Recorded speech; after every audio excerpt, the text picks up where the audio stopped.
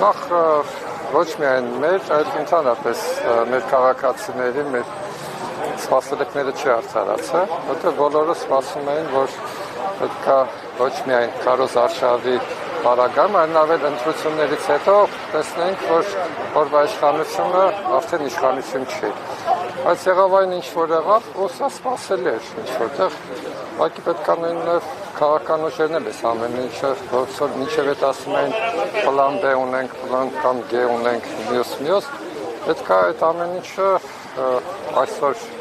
երևալ, բայց չի երևում։ Ես ուղղակի մի բան կարող եմ ասել այս պահին, քանի որ հստակ գիտենք, որ բոլորը կարող են իրենց մեղքը իշխանության մասնախոսքը գցեն կենտրոնական հանձնաժողովի վրա, բոլորը գիտենք, որ կենտրոնական հանձնաժողովը նկարչություն է արել։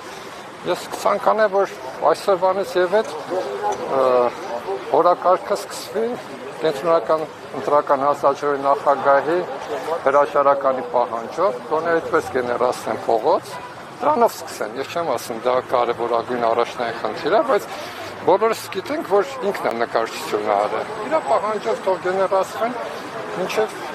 իրենք այդ իրանց պլան B-ը կփորձեն իրականացնել։ Պարոն Ռոստոմյան, եւ Նիկոլ Փաշինյանի այս խոսունքը, շանտաժի հեծով երբ խոսում է սա, մինչև ուր կարող է հասնել, այսօր կառավարությունի ճեպազրույցի ժամանակ կողմը ասած կրկին հատվածակցությանը, որ պետությունը իրենց անդամներին է մնալու, բանտերում են հայտնվելու, այս գործընթացը մինչև երբ պետք է այսպես շարունակվի։ Իմ կարծիքով այս գործընթացը եւս մի տարի կշարունակվի,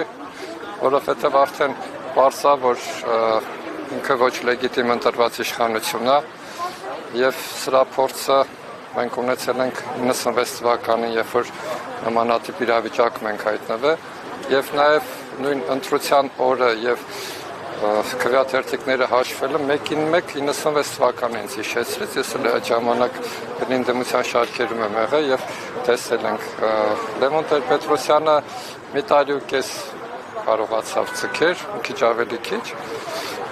Կարծում եմ, որ Նիկոլ Փաշինյանը մի տարի, որովհետև ոչ լեգիտիմ ընտրված է եւ հիմնականում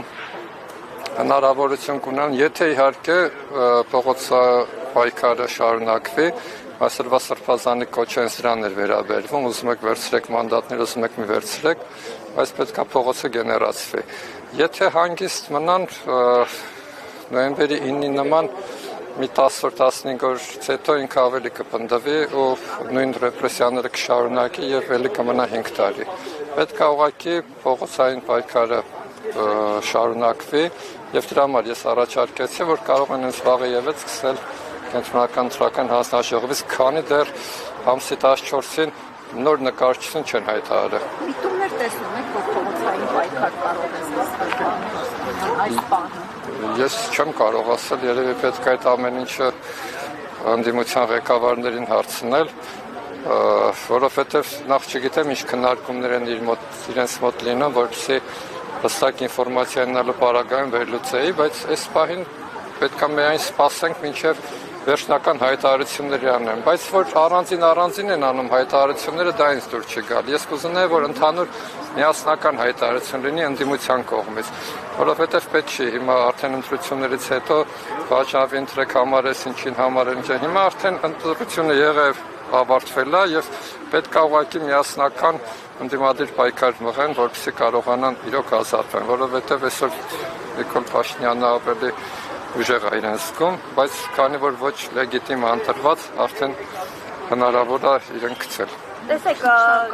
եղել են փողոցային պայքարներ իշխանափոխության պահանջով Նիկոլ Փաշինյանին հեռացնելու պահանջով, սակայն որևիցե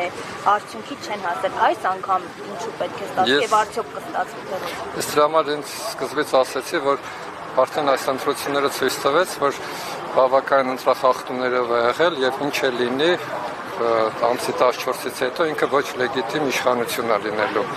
Այսինքն, եթե չկարողացան 2001 թվականին ընդդիմությունը բերել այն դաշտ, որ ինքը էլի ընտրախախտումներով այն ժամանակ անց է, հիմա ակնառու է այդ ամեն ինչը, որովհետև եթե 10%-ներ ընդամենը հաշվարկված քվեաթերթիկների եւ ինքը հայտարարեց, դա նաեւ հոգեբանական ճնշում էր ուսում գործար ընդհանրապես նաեւ ընտրողների վրա։ Ինքը արեց այն, ինչ որ արվել էր 96 թվականին, ես դրա համար